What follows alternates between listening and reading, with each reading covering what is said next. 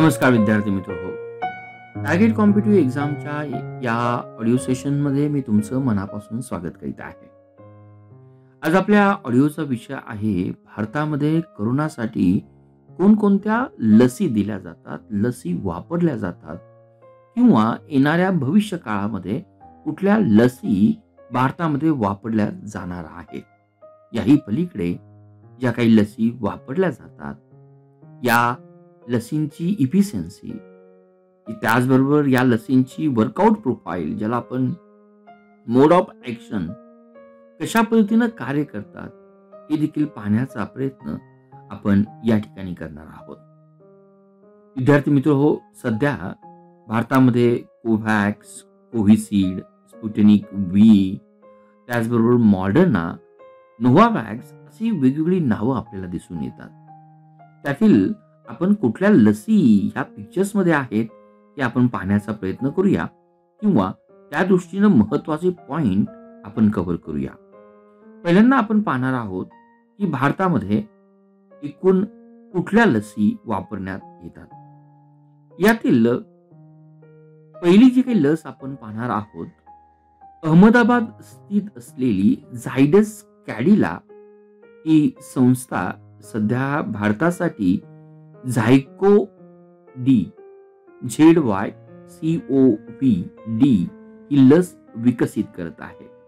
येणाऱ्या काळामध्ये आपल्याला झायडस कॅडिला या कंपनीची झायको डी ही लस मोठ्या प्रमाणात दिसून येणार आहे. दुसरी जी काही कंपनी आपल्याला दिसून येते, हैदराबादची बायोलॉजिकल ई कंपनी भारतातील पहिली खाजगी लस निर्माता कंपनी आहे. ही कंपनी अमेरिकेच्या डायनावॅक्स आणि बायोलॉर कॉलेज ऑफ मेडिसिन यांच्याबरोबर एक लस विकसित करत आहे. परंतु हैदराबादच्या या खाजगी लस निर्मित बायोलॉजिकल ई कंपनी कुठल्या नावानं लस मार्केटमध्ये उपलब्ध करून देणार आहे ते नाव अजूनही आपल्याकडे उपलब्ध झालेलं नाही. ही आपली मार्केटमध्ये येणारी भविष्यातील दुसरी लस असेल. तिसरी लस, भारतातील जी काही पहिली mRNA लस जी HCG019 ही पुण्यात बनवली जाते. जर आपल्याला प्रश्न विचारला भारतामध्ये पहिली भारतामध्ये बनवलेली mRNA लस कुठली, तर तिचं ब्रँड नेम असणार आहे HCG019. तर पुणे येथील असणारी जिनोव्हा कंपनी अमेरिकेच्या HDT या बायोटेक कंपनी बरोबर जेनेटिक कोडचे भाग वापरून इम्युन रिस्पॉन्सला कारणीभूत ठरणारी ही लस बनवत आहे. येणाऱ्या काळामध्ये भारतातील पहिली mRNA लस HCG019 ही देखील उपलब्ध होणार आहे. त्याचबरोबर भारत बायोटेक ही कंपनी जी काही आपल्याला लस बनवताना दिसून येते, त्या लसीचं नाव हे दिसून येतं कोव्हॅक्स. येणाऱ्या काळामध्ये भारत बायोटेक ही कंपनी देखील नाकाद्वारे लस बनवण्याचा प्रयत्न देखील करते. नेक्स्ट कंपनी आहे सिरम इन्स्टिट्यूट आणि अमेरिकेची vaccine development company Novavax. Serum Institute आणि अमेरिकेतील वॅक्सिन डेव्हलपमेंट कंपनी नोव्हावॅक्स मिळून ही कोव्हॅक्स नावाने देखील लस भविष्यामध्ये भारतामध्ये उपलब्ध करून देणार आहे. तर विद्यार्थी मित्र हो, आपण आतापर्यंत येणाऱ्या काळामध्ये भारतामध्ये कुठल्या लस उपलब्ध असतील या लसची माहिती घेतली. परत आपण जर रिव्हिजन केलं तर अहमदाबाद स्थित झायडस कॅडिलाची झायको डी लस, हैदराबादची बायोलॉजिकल ई कंपनीची येणारी भविष्यातील लस, भारतातील पहिली mRNA लस HCG019 ही पुण्यात बनवणारी लस, भारत बायोटेक ही नाकाद्वारे भविष्यात उपलब्ध करून देणारी लस आणि सिरम इन्स्टिट्यूट आणि अमेरिकन वॅक्सिन द्वारे जी काही कंपनी आहे नोव्होवॅक्स ही आपल्याला कोव्हॅक्स ही लस भारतामध्ये बनवून येताना दिसून येते. या नवीन लसी परंतु सर्वांच्या नजरेमध्ये किंवा सर्वांना दृष्टीक्षेपात असणाऱ्या 3 लस आपल्या भारतामध्ये मेजॉरिटली वापरल्या जातात. एक आहे कोविशिल्ड, दुसरी आहे कोवॅक्सिन आणि थर्ड आहे स्पुटनिक व्ही. तर या लसींबद्दल आपण या ऑडिओच्या मार्फत माहिती घेण्याचा सर्वप्रथम प्रयत्न करूया. त्यातील जी काही पहिली लस आपण जी काही पाहणार आहोत ती लस, तिचं नाव आहे स्पुटनिक व्ही किंवा तिला स्पुटनिक 5 असं म्हटलं जातं. स्पुटनिक 5 ही भारतामध्ये डॉक्टर रेड्डीज लॅबोरेटरीद्वारे आणण्यात येणार आहे. रशियन डायरेक्ट इन्व्हेस्टमेंट फंड या फंडद्वारे या लसीच्या क्लिनिकल ट्रायलसाठी तसंच वितरणासाठी सहकार्य करण्यात आलेलं आहे. रशियन डायरेक्ट डेव्हलपमेंट फंड आणि डॉक्टर रेड्डीज लॅब हैदराबाद या 2 कंपन्यांनी किंवा 2 निकाय किंवा ऑर्गनायझेशननी जो काही सामंजस्य करार केलेला आहे त्यानुसार स्पुटनिक 5 ही भारतामध्ये डोस उपलब्ध करून देणारी आहे. आता ही जी काही स्पुटनिक 5 आपल्याला दिसून येते, रशियाची जी काही राजधानी आहे मॉस्को मधील जी काही सरकारी संशोधन केंद्र आहे त्या संशोधन केंद्राचं नाव आहे गामालिया इन्स्टिट्यूट. गामालिया इन्स्टिट्यूटद्वारे ही लस बनवण्यात येत आहे. आता या लसीचं कार्य जर पाहिलं, मोड ऑफ ऍक्शन जर पाहिलं तर या लसीमध्ये सर्दी पडशासारखा एक व्हायरस वापरला आहे आणि सर्दी पडशासारखा हा व्हायरस निरुपद्रवी आहे. परंतु या व्हायरसमध्ये कोरोना व्हायरसचा एक छोटा अंश शरीरामध्ये सोडण्यासाठी या सर्दी पडशाचा व्हायरस हा कॅरियर म्हणून वापरला जातो. हे स्पुटनिक व्ही या लसीचं वैशिष्ट्य. आणि हा कोरोना व्हायरसचा अंश एकदा शरीरामध्ये आला की कॅरियर कोरोना व्हायरसच्या जेनेटिक कोडची तो शरीराला सवय करून देतो, जेणेकरून आपल्या शरीरामध्ये रोगप्रतिकारक शक्ती, धोका किंवा भविष्यातील धोका ओळखेल, त्याच्याशी लढेल. या पद्धतीने ही लस आपल्याला काम करते. म्हणजे स्पुटनिक व्ही ही जी काही रशिया आणि भारतातील जी डॉक्टर रेड्डीज लॅबोरेटरी यांच्या सहयोगानं भारतामध्ये आणण्यात येणारी जी काही लस आहे ती एकदा दिल्यानंतर आपल्या शरीरामध्ये कोरोना व्हायरस विरुद्ध अँटीबॉडीज तयार करेल आणि या अँटीबॉडी भविष्यातील कोरोना व्हायरसशी तत्परतेने लढेल. अजून या लसीचं वैशिष्ट्य म्हणजे ही लस 2 ते 8 डिग्री सेल्सिअस तापमानाला साठवली जाते. म्हणजेच जे काही फ्रीजचं तापमान आहे त्या तापमानाला देखील आपण स्टोअर करू शकतो.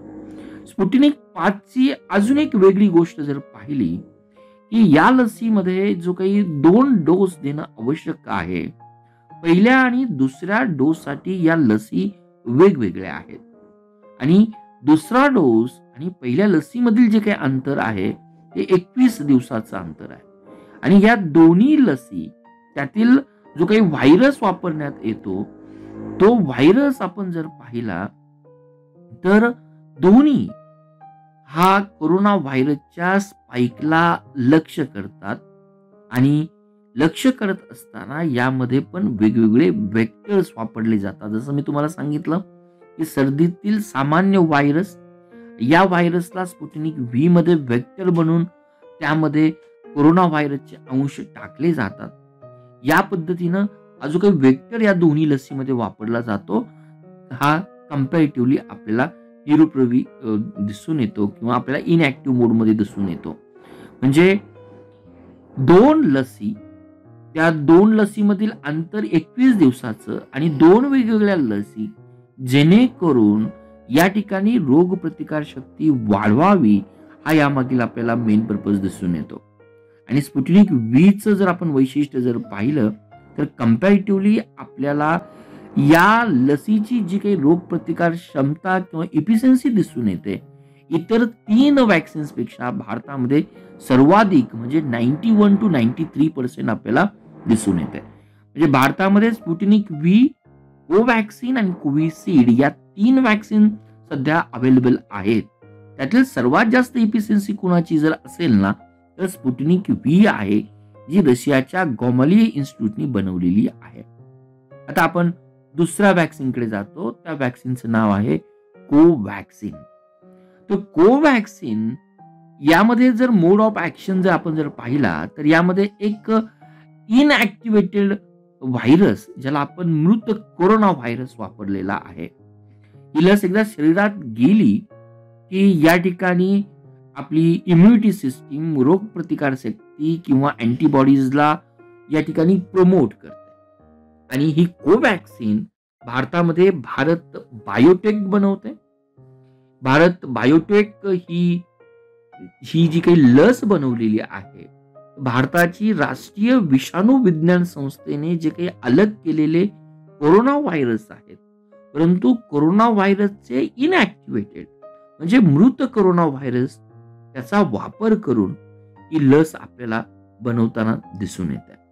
लस दिल्यानंतर शरीरातली रोगप्रतिकार शक्ती ही मेलेल्या कोरोना व्हायरसची रचना ओळखू शकते. यानी रोगप्रतिकार शक्तीला कोरोना व्हायरस कसा आहे हे आपल्याला भविष्यामध्ये दिसून येतं.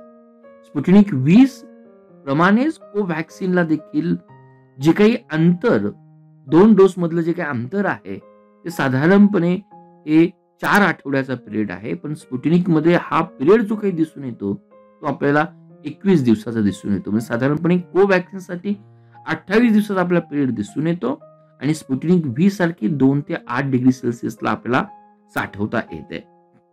त्यातील जो काही भारतामध्ये डेल्टा व्हेरियंट आपल्याला दिसून येतो, डेल्टा व्हेरियंटचं जर सायंटिफिक नाव जर पाहिलं तर B.1.617.2 B.1.617.2 या डेल्टा व्हेरियंटवर या कोव्हॅक्सिन ऑलमोस्ट 65% आपल्याला परिणामकारक आपल्याला दिसून येतो.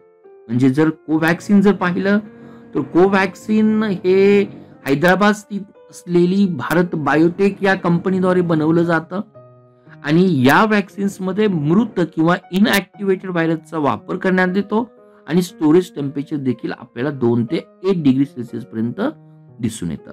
आणि तिसरी जी काही व्हॅक्सिन्स दिसून येते त्या व्हॅक्सिनचं नाव आहे कोविशिल्ड. भारतामध्ये सर्वात प्रथम या कोविशिल्ड व्हॅक्सिनचा वापर करण्यात आला. ही कोविशिल्ड व्हॅक्सिन ऑक्सफर्ड विद्यापीठ आणि ॲस्ट्रोझेनिका यांनी एकत्रित विकसित केली आणि भारतामधील पुणे स्थित असणारी Serum institute of India he company भारतासाठी कोविशिल्डची उत्पादनाची जबाबदारी घेते. म्हणून मी सांगितलं की कोविशिल्ड ही भारतातील पहिली कोरोना व्हायरसची आपल्याला लस आपल्याला दिसून येते. आता या लसीमध्ये कोरोना व्हायरसची जी काही कमकुवत आवृत्तीपासून आपण म्हणूया की थोडीशी व्हायरसचं जे काही नाव आपल्याला दिसून येतो, जे कमकुवत व्हायरस आहे किंवा अर्ध मेलेला जो काही व्हायरस आहे, त्या कमकुवत व्हायरसचं नाव आहे ॲडिनो व्हायरस. हा साधारणपणे चिंपांझीमध्ये आपल्याला दिसून येतो. कोरोना व्हायरस सारखीच दिसण्यासाठी यामध्ये काही आपल्या सायंटिफिक बदल केलेले दिसून येतात आणि ह्या सायंटिफिक बदल ॲडिनो व्हायरस एकदा मनुष्याच्या शरीरामध्ये इंजेक्ट केल्यानंतर लसीद्वारे आपल्या रोगप्रतिकार शक्तीला एक चालना मिळून अँटीबॉडीज बनवल्या जातात. या 2 डोस मधील अंतर जर पाहिलं तर 12 ते 16 आठवड्याचा आपल्याला दिसून येतं. आणि यातील एक महत्वाची तिन्ही गोष्टी म्हणजे आपण भारताच्या संदर्भात स्पुटनिक व्ही, कोव्हॅक्सिन आणि कोविशिल्डचं जर वैशिष्ट्य जर पाहिलं, भारतामध्ये का इंट्रोड्यूस करण्यात आला, कारण त्यांचं जे काही टेम्परेचर आपल्याला दिसून येतं ना, ते साधारणपणे आपल्याला 2 ते 8 डिग्री सेल्सिअसच्या तापमानाला आपण त्या स्टोरेज करू शकतो. पण कोविशिल्ड यामध्ये नवीन जे काही 2 डोस मधील अंतर आपल्याला दिसून येतं ते साधारणपणे 12 ते 16 आठवड्याचं आहे. म्हणजे स्पुटनिक व्ही साठी 2 डोस मधील अंतर हे साधारणपणे आपल्याला जे दिसून येतं ते 21 दिवसाचं, तर कोव्हॅक्सिन साठी 2 डोस मधील अंतर आपल्याला दिसून येतं ते साधारणपणे 28 दिवसाचं. तर सर्वात जास्त अंतर 2 डोस मधील आपल्याला दिसून येतं कोविशिल्डच्या संदर्भात. हे का आपण पाहिलं? कारण भारताच्या संदर्भात फायझर आणि बायोटेक जी काही लस आपल्याला विकसित करत आहे, तर साधारणपणे तिला स्टोरेज टेम्परेचर हे -70°C लागतं आणि जर -70°C जर टेम्परेचर जर आपल्याला लागत जर असेल, त्या फायझर आणि बायोटेकनी विकसित करत असलेल्या लसीला, तर आपल्याला जे काही लॉजिस्टिक सपोर्ट आहे किंवा स्टोरेज टेम्परेचरसाठी सेपरेट इन्फ्रास्ट्रक्चर उभं करणं तेवढंच गरजेचं आहे. आणि कोविशिल्डच्या संदर्भात साधारणपणे आपल्याला 85 ते 90% आपल्याला परिणामकारकता आपल्याकडे दिसून येते. परंतु सर्वात जास्त परिणामकारकता आपल्याला ज्या संदर्भात दिसून येते, ती जर लस जर पाहिली तर स्पुटनिक व्ही आपल्याला दिसून येते. तर विद्यार्थी मित्रहो, आज या व्हिडिओच्या माध्यमातून भविष्यामध्ये भारतात कोरोनाविषयी कुठल्या लस उपलब्ध होणार आहेत, त्या आपण पाहिल्या. त्याच पद्धतीनं भारतामध्ये पहिली कुठली लस उपलब्ध करण्यात आली, याचबरोबर प्रत्येक लसींचं वैशिष्ट्य काय, त्यामध्ये कुठला व्हायरस किंवा कुठला फॉर्म्स वापरण्यात आलेला आहे, त्यांचं स्टोरेज टेम्परेचर काय आहे आणि 2 लसींमधील काय अंतर आहे, हे देखील आपण पाहण्याचा प्रयत्न केला.